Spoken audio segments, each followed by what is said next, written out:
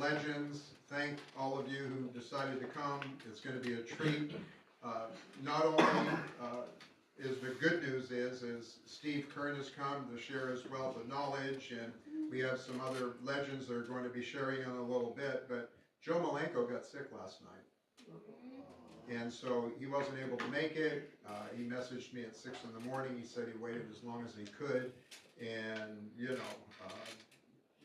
know the wrestling business, cars subject to change. So where we're at now, we're going to go ahead and we're going to continue with our exact same plans. We're going to have Steve.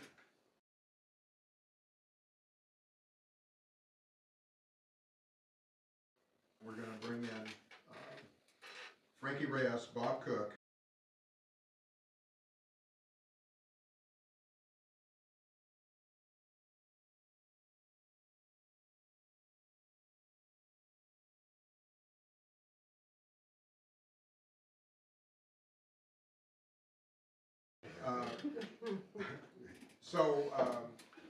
Basically, we're going to, after the interview, we're going to take just a few minutes, pull the chairs out of here, we're going to roll the carpet up, and we're going to have a couple matches for you to finish up, and then we're going to feed everybody, all right? All right.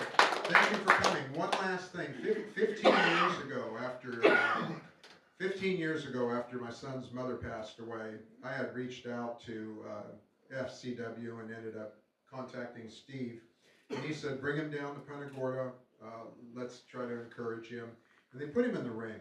And I've played it a couple times on Facebook. I'll probably play it again later. We won't belabor you with it now. But they put Joey in the ring, 7 years old, with his head down, and just encouraged the heck out of the kid. And it sold me on this family. And I've always tried to come up with a way, including what you see here in the studio and even the last 6 or 7 matches that we've had, just to be able to give back. That's all I wanted to do. And this is to me today, even with Joe not being able to be here. Although I did ask Frankie and Bob to summon every aspect of the Malenko spirit when they begin to share during these interviews, that we can just be there with Joe as well. But this is my opportunity after 15 years to be able to give something back to a man that gave something back to me. So again, I want to thank you, sir. I appreciate it.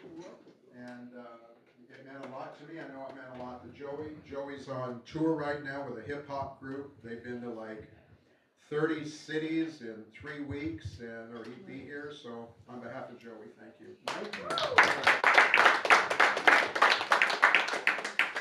Man needs no introduction, Steve Keirn. I do have a list of questions for you.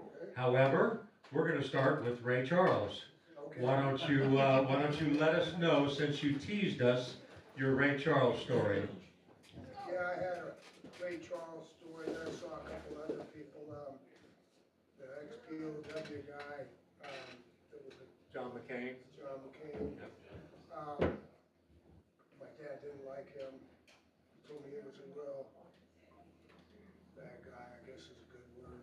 Here, the ladies in the room. But my Ray Charles story is, do I need to talk into this? You can, if you could. Can you hear me all right? If you could, we're recording it. Okay. You're recording a live stream. Okay. Can it pick me up? Oh yeah, I can turn it up. What number is that, Mike? I'm holding that to talk into. That's one. All right. One. All right. Can you hear me all right then? Yes. All right, listen, so I always like getting autographs. And when I went into the WWF, up until then, I hardly ever saw any big superstar people that weren't in the wrestling business. I just saw, guys that were in the wrestling business, and it's hard to ask like Bruno Sammartino, hey, you mind signing my program, when you're in tights in the dressing room, so I didn't ask. But then when I started, working for WWF and I was doing Skinner, I'm seeing all kinds of people backstage. And Vince had a rule. Don't take pictures with celebrities and don't ask for their autograph. They're here to see you guys, not them. But I always snuck around behind his back. I got everybody. I got ZZ. I got everybody take a picture with me. Anyway, but one of the keys was how do you approach somebody when you're asking for an autograph? Because in this business, you get approached and people ask you for an autograph. And I've seen some ugly scenes with some of my friends in public, like be eating dinner and somebody come up and throw a piece of paper on your plate and say, sign that. Yeah, well, that just opened up a whole can. And I've seen some top names, and I'm not gonna name them, but I've seen some of the biggest icons in the world really get nasty. And it was rude and all of that. And I understand it, so I figured out a way to ask for autographs, because I got a lot. I got a lot of sports celebrities, musicians. Anyway, I'm getting on a plane and I don't know where it was, but as I'm coming through first class, there's Ray Charles in first class. And I'm a mark, man. Anybody out in the wrestling business is famous, I'm a big mark. Ray Charles. I get in the back and all the boys are all in the back and everything. And I'm going, Ray Charles, who's in the front, man? Who's in the front? Nobody cares but me. So I sit in the back and now I'm contemplating, how am I gonna ask Ray Charles for his autograph? Guy's blind. So I'm thinking to myself, the whole trip, it wasn't probably an hour, but the whole trip I've taught myself into 3 or 4 scenarios. Excuse me, Mr. Charles, and tap him so he knows where I'm coming from. And say, did you sign this? And I have to show him where. So every time I was thinking it was a failure. And so the end result was I didn't get Ray Charles' autograph because I was embarrassed, because I thought, I don't know blind people sign autographs. I mean, anyway, that's kind of, I know it's not a big story, but when I saw him, I was like, Ray Charles, I thought that was a guy that I was going to get his autograph, and the only one I found out. Most of the time I would tell, like a celebrity in the back, Karl Malone, basketball player. I said, hey, my son loves basketball. He's a big fan of yours. Would you mind signing? And that was my best way to ask for autographs. And everybody was always so, cordial and would sign stuff. So that's how I got autographs. But that's a Ray Charles story. That's funny that because you were in a position where people came up to you on a regular basis, everywhere, and asked you, and for the tables to be turned, and for you to want to go up to someone and ask them and be hesitant about it because you just didn't know how to do it. That's funny. Well, anyway, I think it was the failure or rejection. If they just said, no, eat it, bozo.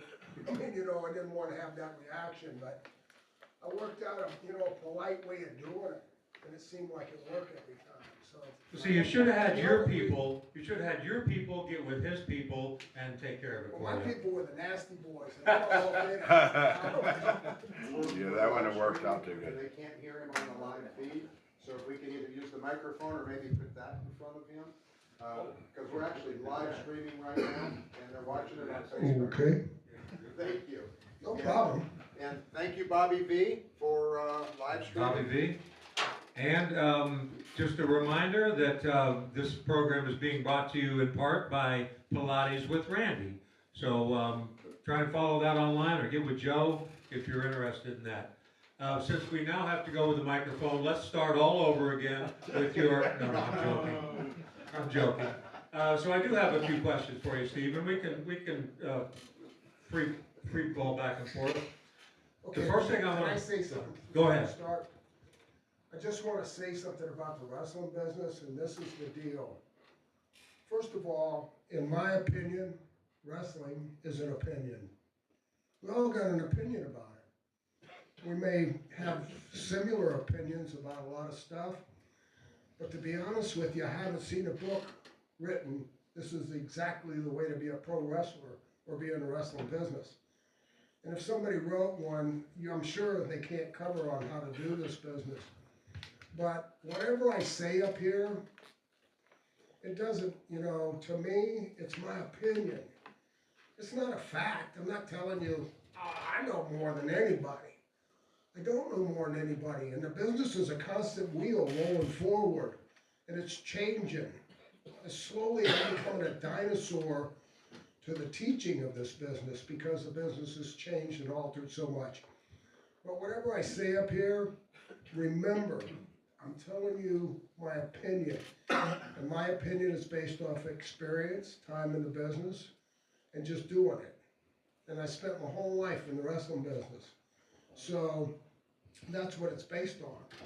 But something new could have happened I don't agree with, like Bad Bunny being the Super Bowl guy, or something, progressive, that I'm still the old guy from Port Tampa that has this opinion about it. So if you have a difference of opinion, don't worry about it. It's not a big deal, because the business is opinions. And one of the ways to tell you that is if you get a couple of people training you, and you're learning this, and you learn a move, and then some guest comes in, guess what? You go over that move, and they teach you a different way.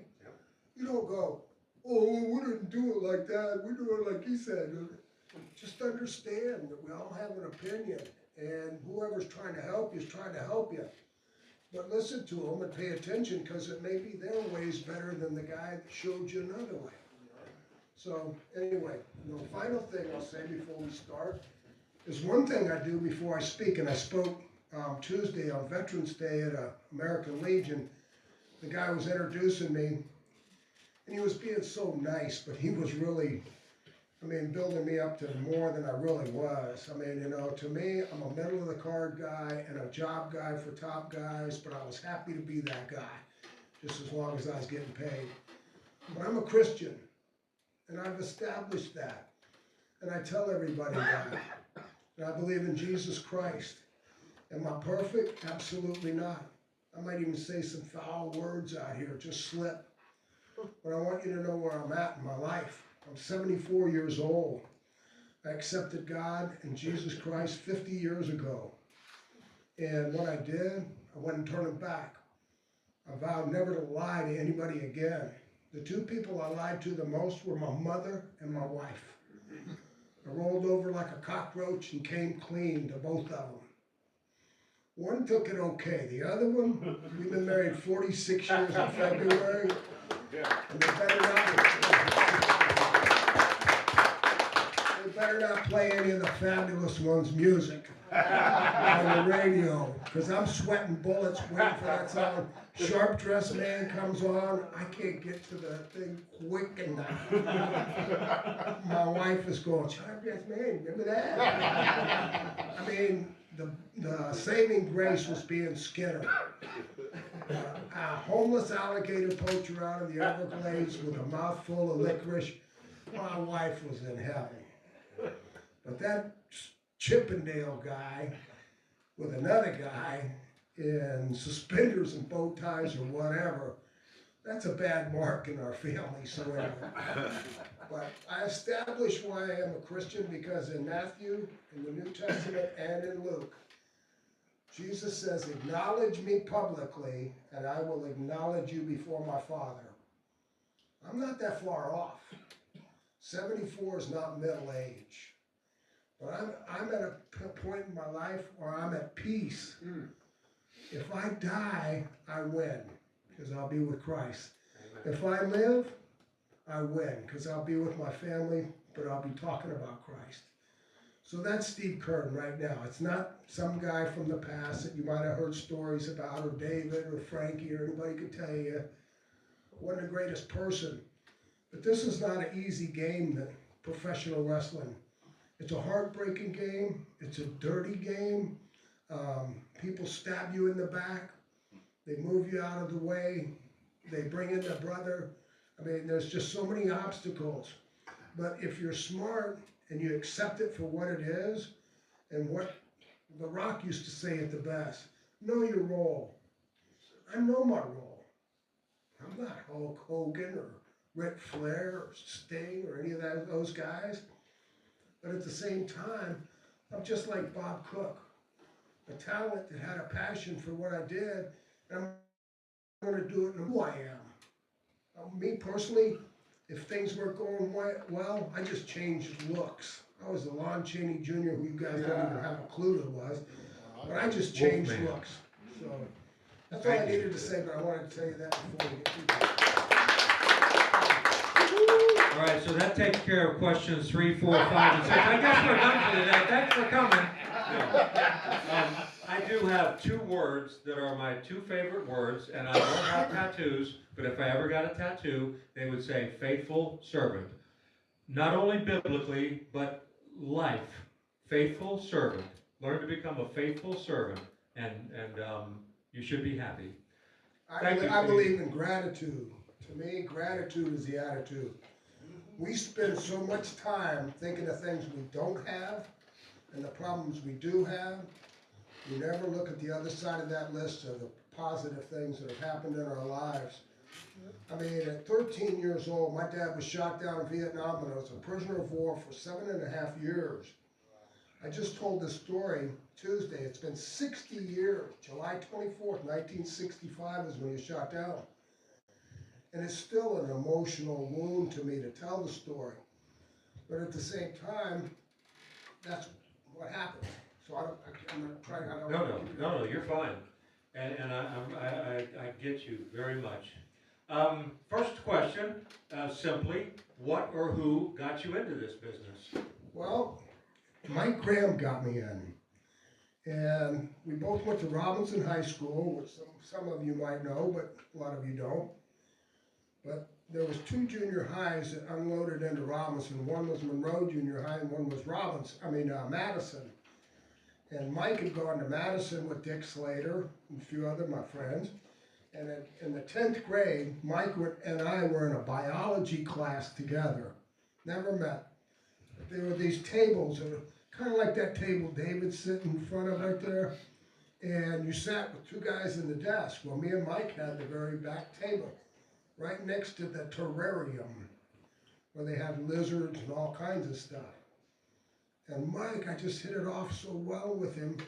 I mean, I wasn't a big wrestling fan. I'd gone, I'd watched. Of course, you watched every Saturday or Sunday, your choice to watch wrestling or hee-haw on Saturday night, or wrestling or Meet the Press on Sunday. Well, you knew who he was, though, right? I didn't. I didn't till he told me. Really? Yeah, and then we hit it off so well. I mean, Mike was just like me, had no interest in biology at all. And so when we hit it off, I told him a little bit about my dad being a POW, and he asked me to come to his house and meet his dad.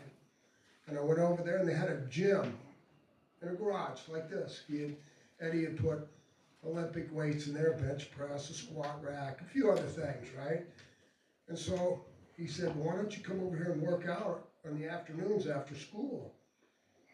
And I did. And I got to be close friends with Mike, and Eddie took a liking to me. I think it was because I kept getting beat up. I was with some friends in school that were always in trouble, and we'd go to Royal Castles at night or food places and get into fights with either another school or whatever, and I'd come in with a black eye or fat lip, and Eddie would say, what'd you do? What'd you do? And I'm going, oh, I got beat up the other night.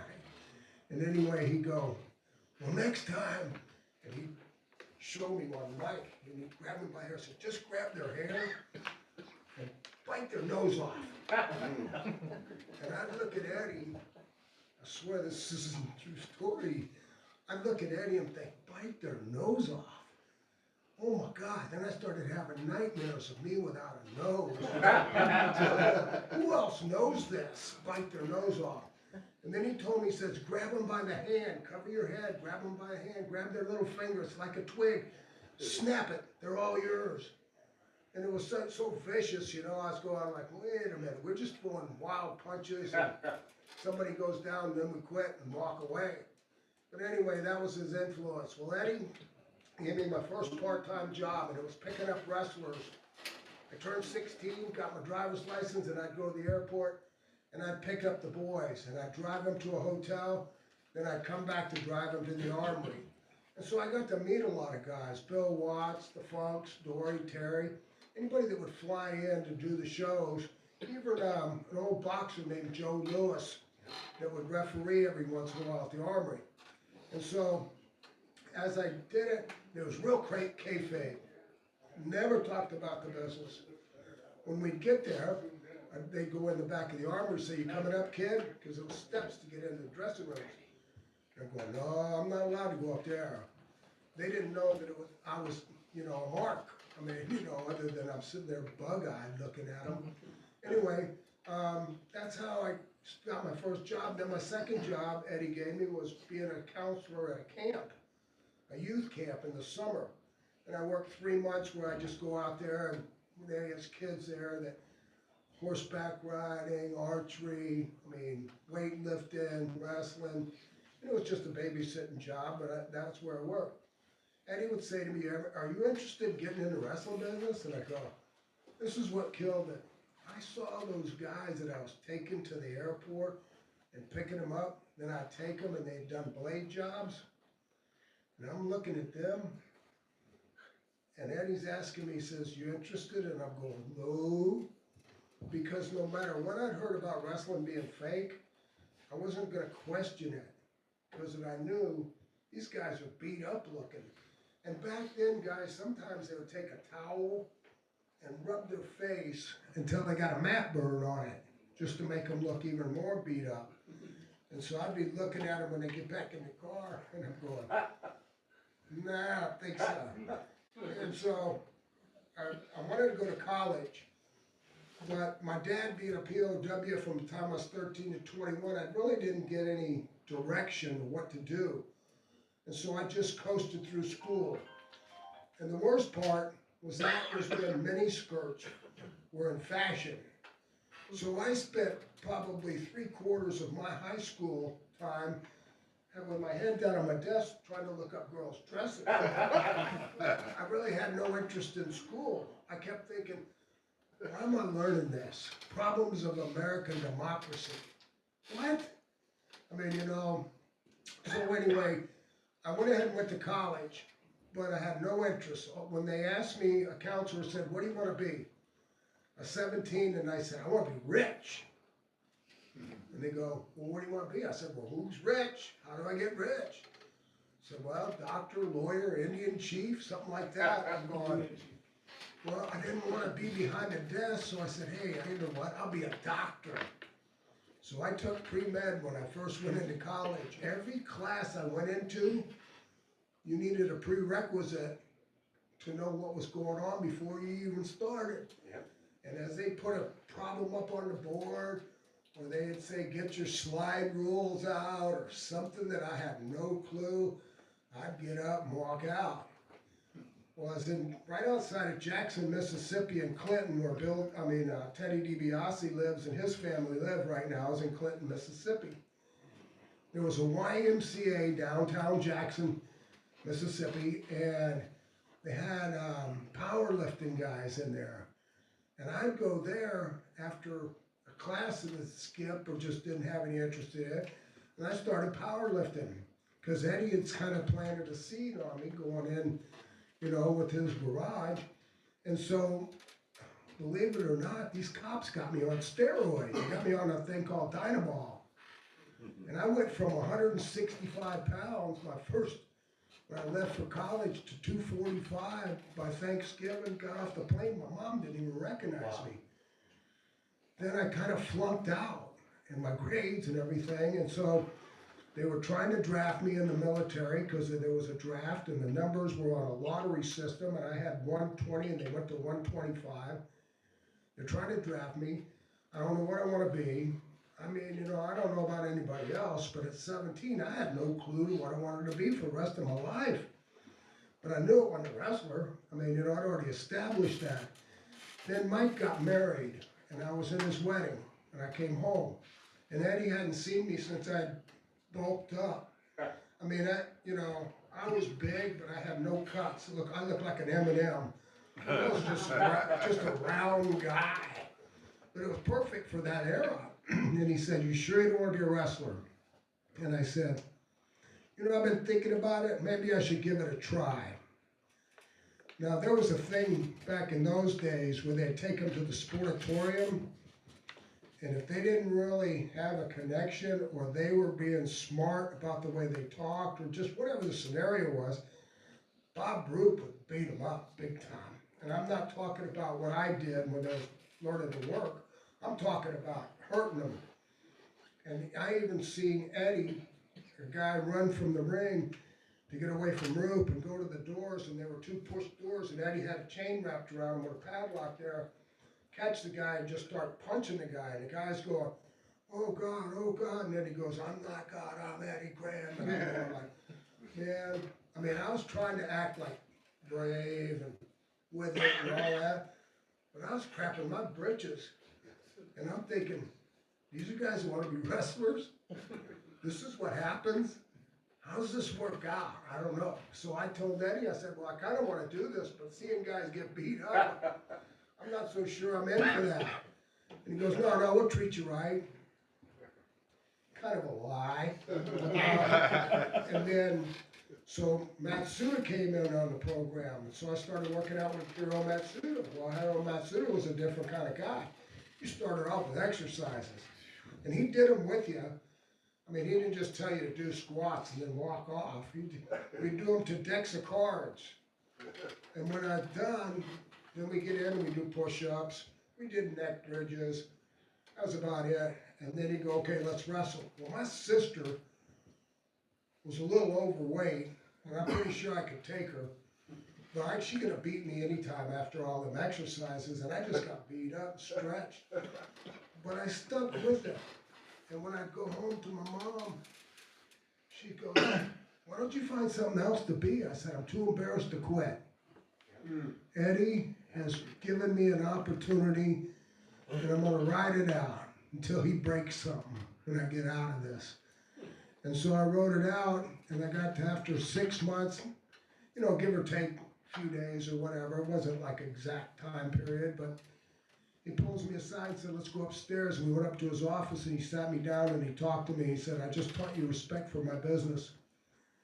I expect you, if anybody says pro wrestling is fake, to be in their face. He says, I expect you, if you're in a bar and somebody comes up and says wrestling's fake, take it outside and beat the shit out of them. And to be honest, I was never a shooter like amateur wrestling. Jody was here, he was a real shooter. But I was good at sucker punching and stuff from being a kid and growing up in Robinson. And so that's how he taught us the respect.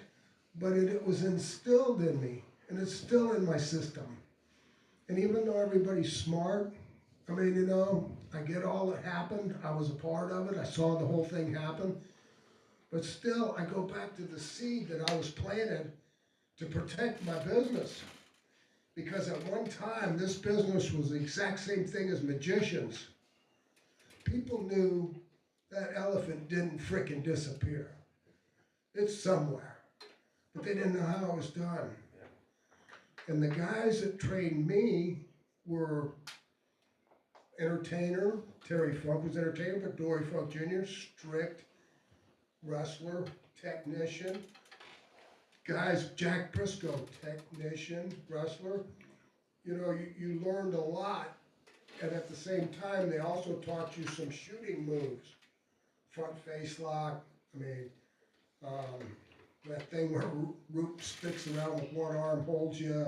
I mean, you know, so I learned a few of those things. So you just learn to protect the business, and it's just different. That was the way I was taught, and that's how I got in. Eddie? Well, those of you that don't know or remember, Bob Roop, he actually was an Olympian. He was an Olympic wrestler.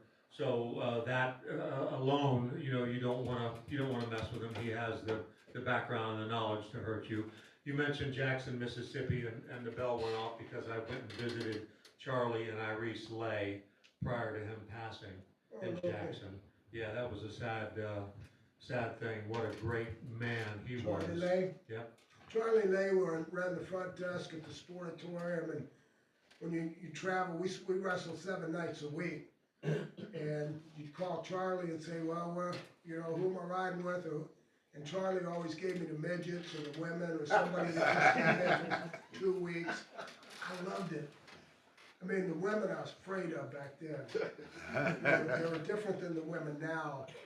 They wanted to Indian leg wrestle you in the dressing room or arm wrestle you, and I didn't want to do no job for the women in the dressing room, so I never would accept it. But the midgets, man, I had so much fun with the midgets because I always felt like I could overpower this midget. When they sit beside you and they fasten their seatbelt, their little feet don't bend. They're sitting right there. And if they fall asleep, oh man, I lock them brakes up and slam them in the dash. Oh man, I almost hit something. But I had so much, I can't tell you the story, because then you're gonna hate me if I tell you everything I did to the midgets. But, So I gotta tell you, I became friends with Charlie. I never worked for Tampa during that era. I was working independent, but I became friends with Charlie because I was an electrician and he actually needed electrical work, and then he got to talking to me about what he did. So I would come visit him at the sportatorium, and the guys are walking in and out, and Charlie, I go in to see Charlie one day, and he's on the phone, and he says, hold on, I'll call you back, and he hangs the phone up to talk to me. And I said, well, was that important? He says, no, it was just Mike Graham, I'll call him back later. But just like that, that's Charlie. I'll take care of you now, I'll talk to Mike later. What a great man he was. there was a lot of classic old guys. I was blessed. I mean, one of the things I'll add to that is when I first started, I was working with guys old enough to be my grandpa.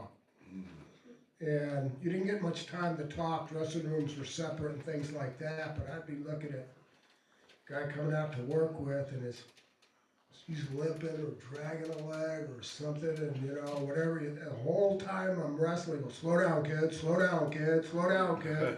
Holy crap, kid, you're stiff. Oh crap, kid. Don't do that, do this, don't do that, don't do this. When I get a chance to talk to these old guys, I ask them the same question. Why are you still doing this? And they go, bad marriages, bad promoters, lawsuit, never saved any money. But I vowed, when I was young, I'm not gonna be one of those guys. And we all know guys like Ric Flair and guys that are still getting in the ring, that are in prime positions, and so they're an example of what the business is. To me, I always felt like knowing my role was knowing when to step aside to let somebody younger than me take whatever position I had so they go forward. And so I said, no matter what, I'm quitting when I'm young. I didn't know I was going to end up teaching or being an agent and all kinds of other stuff, so it dragged my career out. But one of my last matches, I was working as an agent in the WWE, and John Laurinaitis comes to me and he says, hey, next week we're having a Legends Battle Royal, and all your buddies are going to be in it, and you're going to be in it. You want to be Skinner or Doink? And I look at him and I go, I want to get in the ring. I said, I don't want to get in the ring, especially with them old guys that hadn't worked in years. And he comes over to me, and he takes a piece of paper and he writes a figure down on the piece of paper. He says, how about for that? I said, I'll be Skinner. So, I did go. Yeah. You had mentioned your tag teams, and I did want to ask you, how was working exclusively as a tag team in your career, and were the contracts set up, were you contracted as a tag team? No. When I was doing tag teams, it was all in territorial days. I didn't do tag teams once it went to cable, and once it went to one or two companies. There were no contracts in territorial days that I was aware of, except maybe a job guy contract. Well, I got that one. So, but there wasn't contracts. You were just, you were kind of freewheeling. And the tag teams, the reason I got into tag teams is because I think I'm smarter than the average wrestler. Well, most of them. Anyway, because I figured this out early. When you're in a tag team, it ain't all on you. Yep. If the match sucks, you can say, well, it's my partner. I mean, or if you got tired, your turn. And I had great partners, and it was a learning curve for me. Every partner that I had, except for Bob Backlund, I learned from. And the reason I say that, I'm down on Bobby, but Bobby was greener than grass, and they stuck him with me to teach him when he first came to Florida. And he was like, I call them the robots, and it's usually bodybuilders. The guys that are mechanical. He was real mechanical, and his body was stiff. He had no fluid motion to him. And so, but one of my first partners was a guy, Ricky Gibson, and Ricky was a really great worker. And being his partner, I was working for Lee Fields up there in Pensacola, and I worked with Ricky Gibson as a partner, and I learned so much just watching him and interacting with him. By the time I went through some more partners, I just kept learning and learning. And so it was an advantage. And I still got paid as much as I got paid before when I was a single, but it was half the work. And another thing is when you're working territorial days 7 nights a week, if you don't come to work because like Jody, you got the shits, you lose your spot.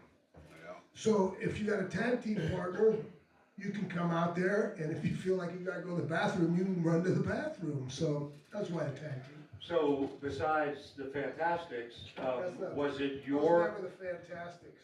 oh, I'm sorry, They were a cheap yeah, imitation. you guys, you and Stan. Was it your idea typically to do tag, or was it the promoter's idea? Promoters, always. Listen, I've answered this question a lot of times because people say, well, Steve, you held over 50 titles till you went into the WWF with Skinner, and then you didn't win nothing. I go, we don't pick and choose. It's not our decision. Because if it was my decision, when I went in WWF, I'd have beat Hogan the first night. And then started knocking him off, Ultimate Warrior, who's next? But it's not your choice. You're a soldier. I was a soldier. You do the best you can with what you got and your thing, and when they hand you something, you try to think, well, how can I make this the best I can make it? And I'll tell you, to me, and this is my opinion, the most important thing is not learning all the moves to get in this business and work in this ring. It's learning how to be a good guy that people like. Because you're playing a personality game. If people like you in the locker room, when you go out in the ring, they're gonna look some of your mistakes, being stiff, being stupid. I'm good at that. But at the same time, they overlook it because the guy in the dressing room that they're hanging out with, they like him.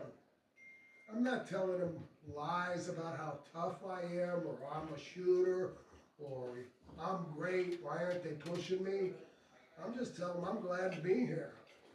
I mean, I had a run with the Road Warriors, and by the time I was there, I was a veteran, and they were two guys that were really confused about the business when I met them. But anyway, Hawk, they had to do a job for me and Stan, and they weren't from Chicago. They were from Minneapolis, and guess what? We're going to do a job for them in Minneapolis. They're going to do a job for us where they had all their bodybuilder friends, all their bouncer friends, everybody there. And they cut a promo when we got to the ring. Never heard this in my life. I'm bouncing around, looking at the audience. Hey, good house, all right. Road Warriors, that's all right. Anyway, Hawk goes, screw Vern Gagne. I'm trying to sugarcoat this a little bit. Screw Vern Gagne, we're doing it our way. And he looks at me and goes, do it our way, nobody gets hurt. Oh. Well, I have a hearing deficit. I wear hearing aids now. But then I wasn't sure what he said. So I wasn't being smart. I just kind of bounced over toward him and I go, what'd you say? And he took it like I was being smart with him. And it was on. He double-handed, man, threw me off my feet and chest, then started just pounding on me, and I saw for about, I don't know, maybe 5-10 minutes. And he kept press slamming me. They had like a 4-move repertoire of what they could do, and that was it. Clothesline, that kind of stuff. And he kept press slamming me, Joe, then Hawk, then Joe, then Hawk. Now I'm getting to the point where I'm kind of like, I'm over it. And he press slammed me one time, and I hit a good sweet spot in the middle of the ring. I always call the very center a sweet spot. Boom, I popped right up to my feet. I tagged Stan and I said, see what you can do. Stan come in, and they grounded him right away. And then I thought to myself, you know what? Who's the smartest guy in this business, in this ring right now? And I go, I am. I rolled in with a chair, and for what they wanted to do, just beat us, they won, but because we got disqualified. There you go. And I just laid him out with a chair. I just kept hitting him with a chair, and it was a shoot. I knew that if I let Hawk hit that chair for me, he was gonna hurt me. And so I held on to that chair. And that was one of our episodes with the Road Warriors. But afterwards, they come storming over to our locker room. And in our locker room was Brad Reingens, another Olympic wrestler, was Billy Robinson, was the Axe, Larry Henning, Kurt's dad. Kurt was in there. There was the Claw, Baron Von Raschke. These are shooters.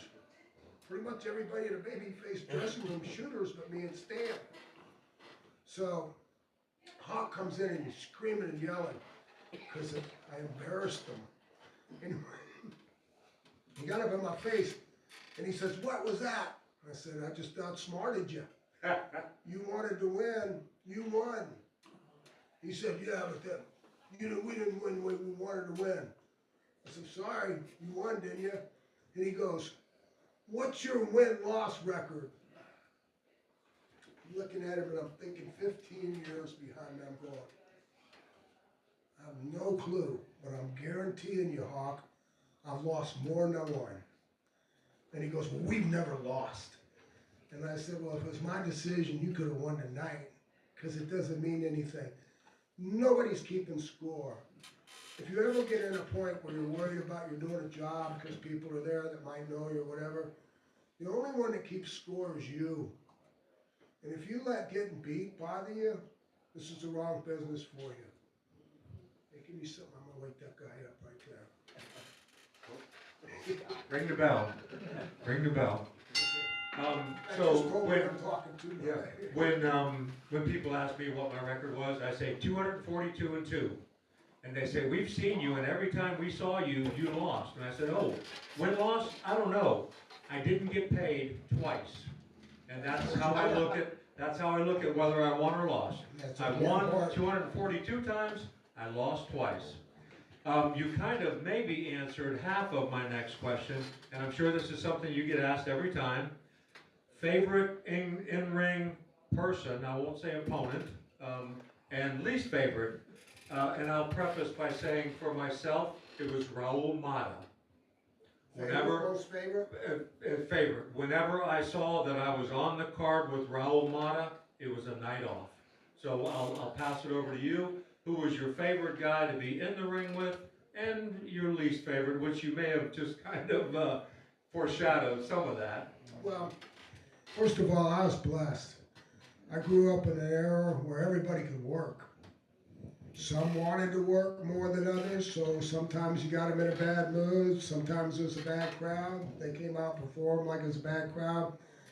But pretty much everybody I worked with was a great worker. I mean, some of them were better than others, and some of them were teachers, and that's what you had to be if you're a worker and the other guy working you're against you was green. My favorite opponent was Harley Race. Yes, sir. Yep. Harley Race, and this is the reason. It wasn't just because he was the NWA World Champion. It wasn't the reason because he's a really tough guy or a great worker. It was because I got to do our Broadways.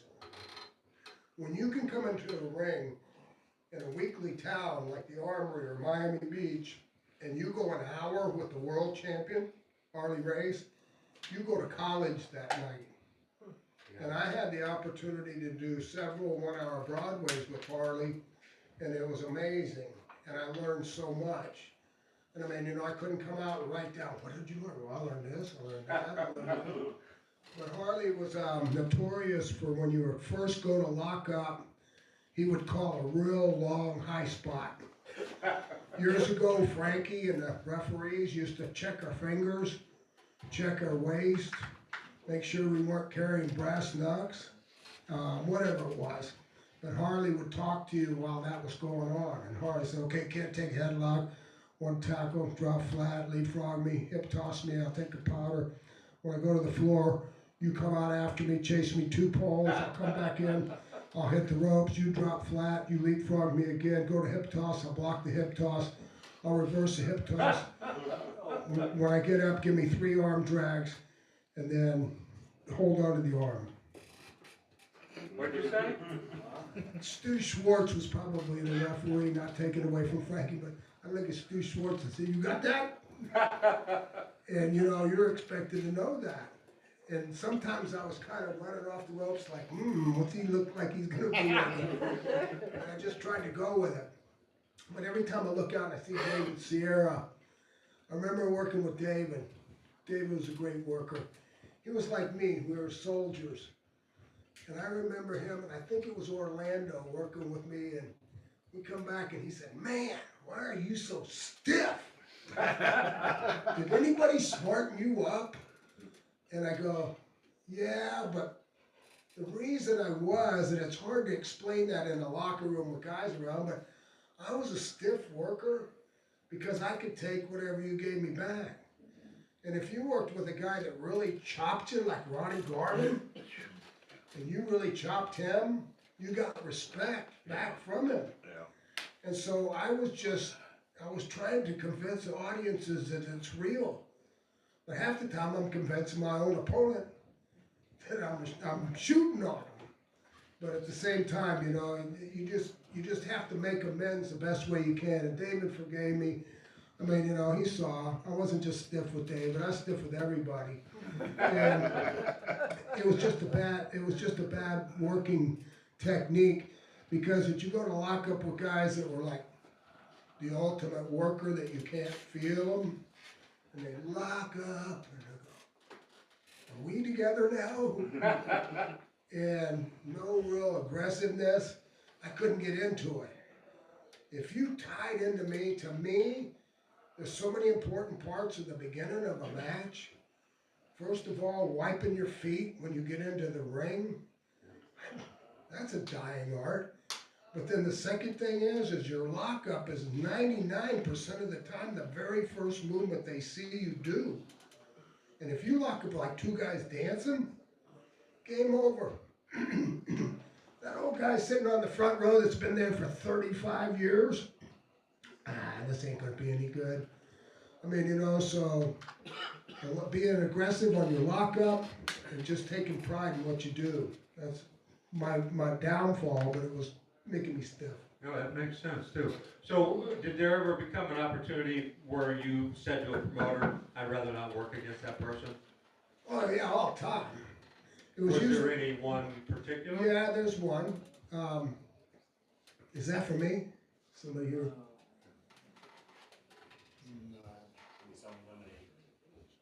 Kids selling lemonade. Close the door. Thank you. Okay.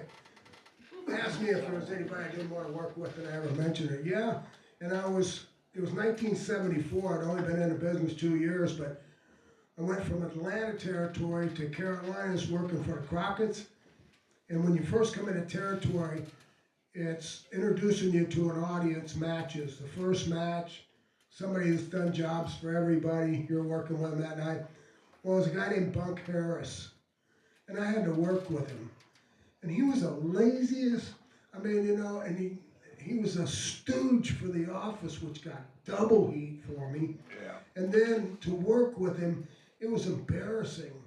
I mean, you know, he's bitching the whole time about me being stiff. And then anything he did, I mean, he punched me that wouldn't have broken an egg. And he wants me to go down and different things. But I told Jim Crockett, I said, "Hey, listen, can you put me with anybody else? You can beat me every time.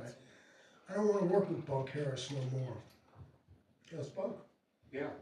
And you have every right to say that. You know, and they hopefully they I think respected you he's for dead that. now, right? Look, I can say whatever I want to say about him. Yeah, you're not gonna, hold on, Bunk outside the door? Is he out there? Bunk? No, I'm kidding with you. Glad. Getting close to wrapping up here. Okay.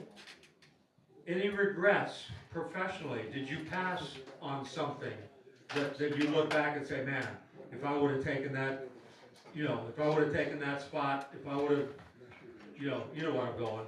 Yeah, I have one, and it was my own downfall. At one time, Bobby Backlund was my partner here in Florida, and Vince McMahon Sr. was wanting to bring a new young guy up to work the territory. And it was supposed to be me. And what happened was Vince Sr. made a belt. He couldn't work with Leroy McGurk and get the NWA World Junior Heavyweight title to go to New Japan Pro Wrestling and drop it to Fujinami. So Vince Sr. just made a belt and he sent it to my house. And him and Eddie were buddies, and who knows what promoters talk about. I never knew the inside to anything. But the story goes, Kevin Sullivan told me this story. One of the stories was he overheard Eddie on the phone in the Sportatorium talking to Vince Sr., and Vince Sr. said, I want a shooter. So Eddie was trying to sell me because the All-American Boy thing, my dad, President Roy, waving the flag, was going against Iron Sheik or somebody, so it was a perfect scenario. Personally, I don't want to go to New York. I didn't want to go. Man, are you kidding? I mean, you don't just pull into a store and say, hey, where's Madison Square Gardens? No. You know what I mean? And so I was terrified. And so I went to Japan, and I worked a program of Fujinami, and I dropped the title to him. And when I got back, Eddie and Dusty called me in the office and said, hey, listen, it's not going to be you going to New York now. We're going to send Bobby Backlund. I said, yay. And he goes, we're going to hang a few titles on you to make you feel like it was worth it. And I'm going, I mean, titles don't really mean any more money. I mean, it's just something for guys to compete with. You never win them. I mean, I have no titles at my house or anything. I mean, even the Hall of Fame and all the stuff my friends are all worried about getting into, I'm going, if it don't happen, it don't happen. I keep going back to it. It's not real. I don't know if you know this, but it's not real.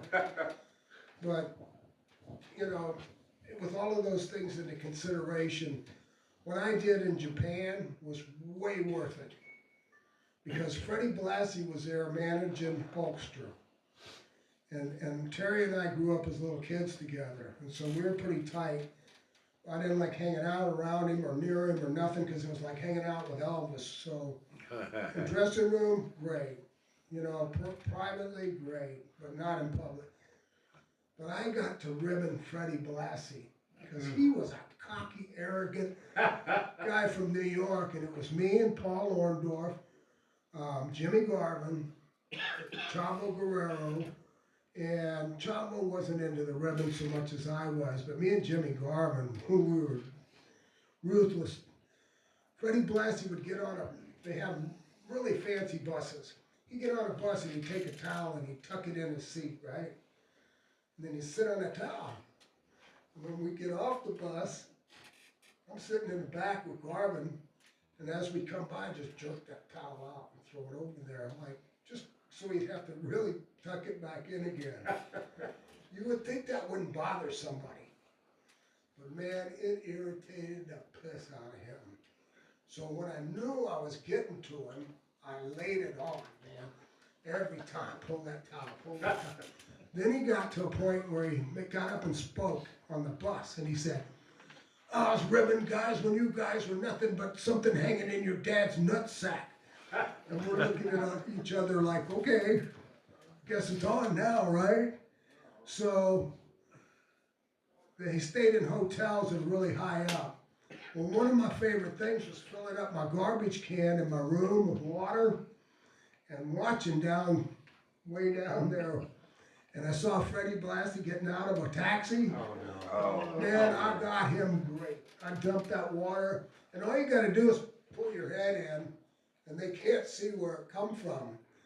Then he comes up on the floor and cuts a promo.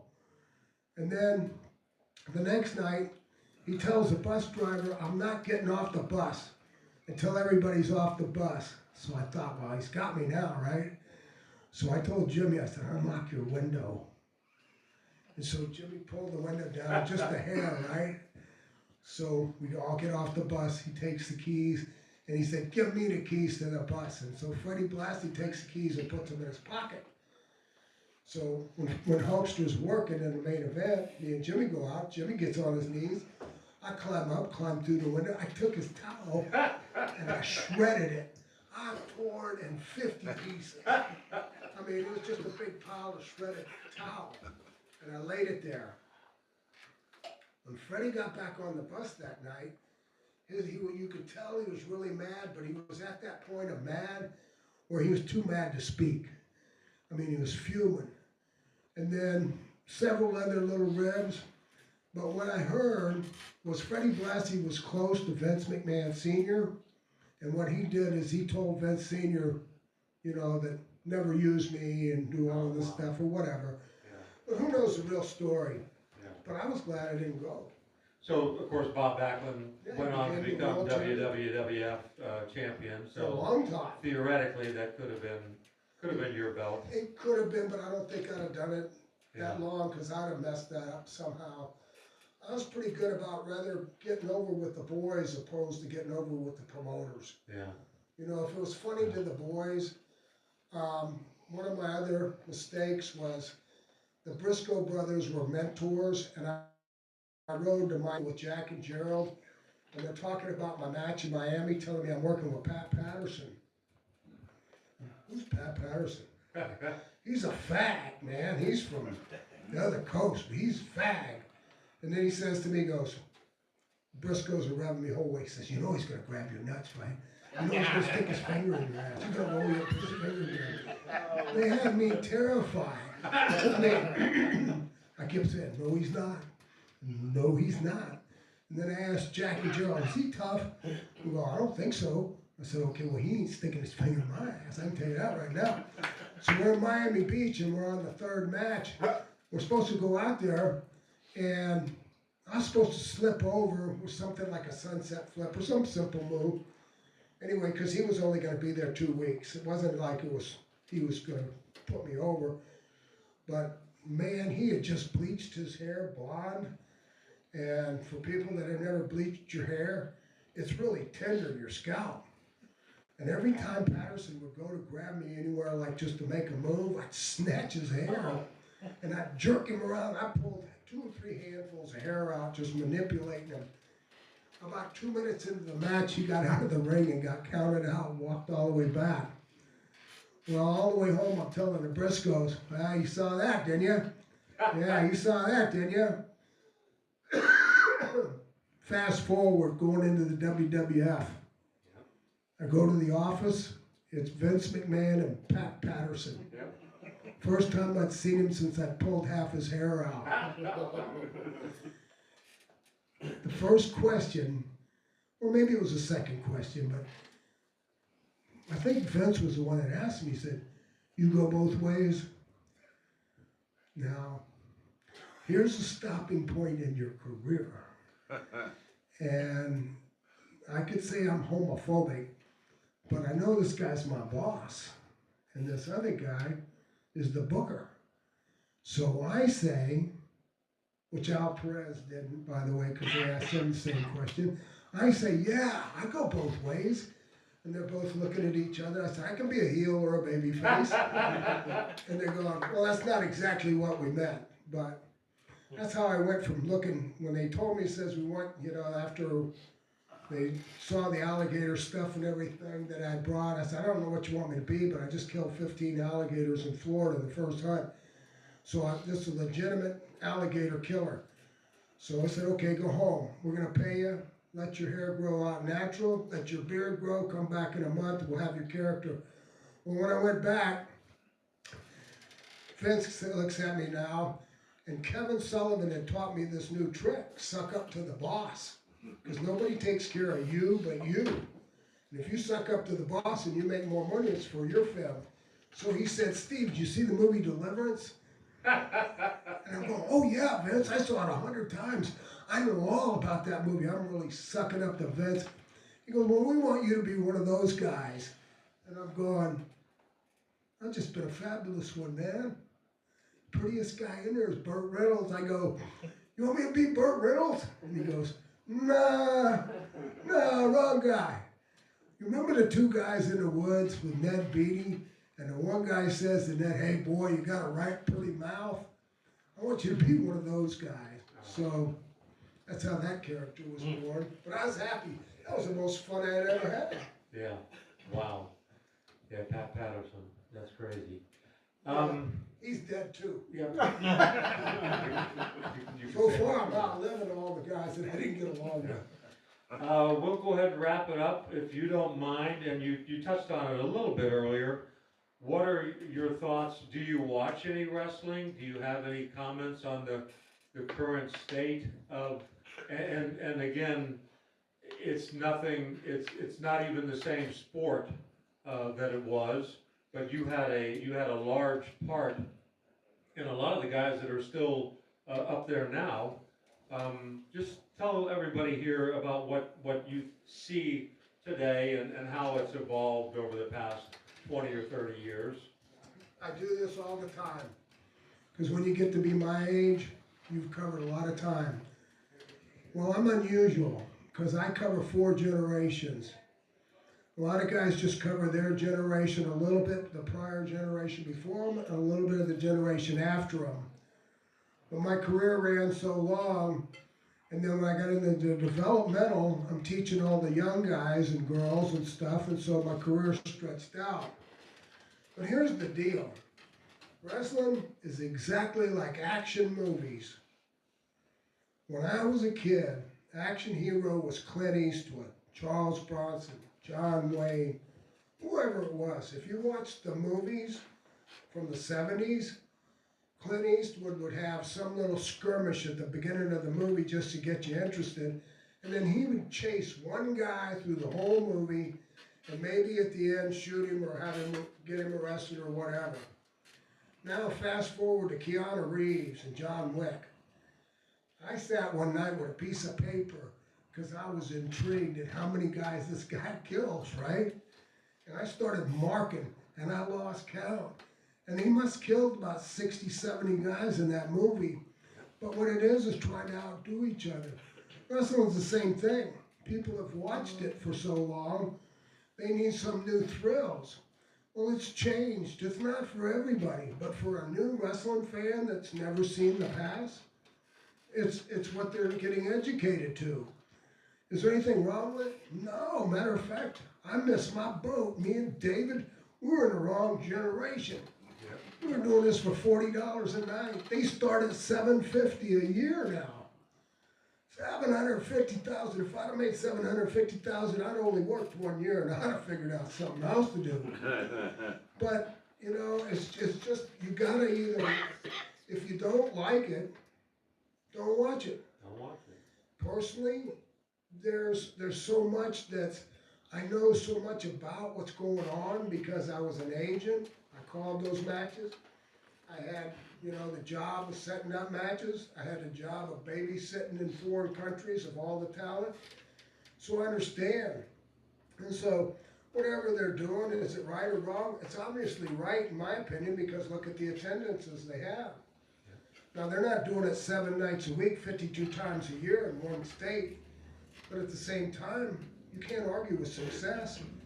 And when they can pay that many people that much money, going back to opinions again, if it would have been running like I wanted it to run, they probably wouldn't be drawing flies now because they'd seen it already. But it's just changing. So you either run with it or you can knock it. I don't watch it only because I got other programs. My favorite program's Judge Judy. 3 o'clock in the afternoon, when I wake up from my nap, I'm sitting right there watching Judge Judy. Because she tells you like it is. Yep. And I always say to my wife, they never watched Judge Judy before they went on that show, did they? If you don't say yes, she clearly calls you out. And she don't care what color you are, what nationality you are, she'll call you down. And she's usually right with what she's doing. Then the other is Family Feud. I love Steve Harvey. He's the funniest commentator. Only thing about that Family Feud is it's a little hairy to watch it with my wife because sometime they're going to say something about cheating husband. They're going to say something about something a husband did, you know, they shouldn't be doing. And Terry's going to look over at me and says, if they're talking about you. Yeah, that's stink eye. So that kind of deters me a little bit. And then my final and my main event show, I can watch it all day long, is Ridiculousness. I love to see people taking bumps. I like to see them get their head ripped half off doing something stupid, but it makes me laugh. Yeah. And to me, I want to laugh. I mean, Yeah. I'm a happy guy. I'm so blessed. I got a marriage, 46 years. I got 5 grandkids. My 2 kids don't live with me. They've moved out. They've got jobs. I mean, they've got their kids. I mean, my life, I go to church every Sunday and I enjoy it. I don't know if my life could be any better. My wife wants to travel now, and that's getting a little bit hard to deal with because she's been home most of her life, but I don't even want to go near an airport. Yeah. I mean, it's like the saddest place in the world to me. Yeah. But as for watching it, every once in a while, one of the people that I had, and here's something I'll explain real quick. I helped train a lot of people, but I never trained anybody by myself. Them, only teacher was me. I helped them through a phase. I helped them get past some lumps and bumps, or I showed them some things that taught them some of the basic things, or I critiqued their match and tried to help them with their psychology. But when somebody says they train somebody, oh, I trained CM Punk, it was all me, that's why he's like that. That's not true. And I admit it right off the bat because I dealt with so many students. But if one of them calls me, like Drew McIntyre is funny. He likes to call me. He likes to tell me, hey, coach, watch this tonight. I'm going to be really stiff. Wow. Because he knows I like stiff. And I loved him and Sheamus in school. I mean, Yeah. Brett DiBiase's very first match, I'll tell you this real quick, and I know I got to quit talking. But Brett DiBiase's very first match was in St. Petersburg at a boys' club or something. And he was a nervous wreck. And he was supposed to wrestle Drew McIntyre. And they planned this match for 3 days. And when we got there, old River Steve shows up. And I pulled Drew aside and I said, when Brett goes out, you're not going. And he goes, what do you mean? I planned a match with him. I said, so? I run this business. So you're going to tell me what to do? He goes, no. So Brett goes out. Now Brett's a nervous wreck. It's his very first wrestling match. I go to Sheamus. I go, hey Sheamus, go out there and wrestle Brett. He said, well, we ain't planned nothing. I said, yeah, I want to see what you guys would do. Man, the face on Brett DiBiase, when he saw Sheamus walking to the ring, and he's talking to the referee, and he goes, that's not my opponent. That's not my opponent.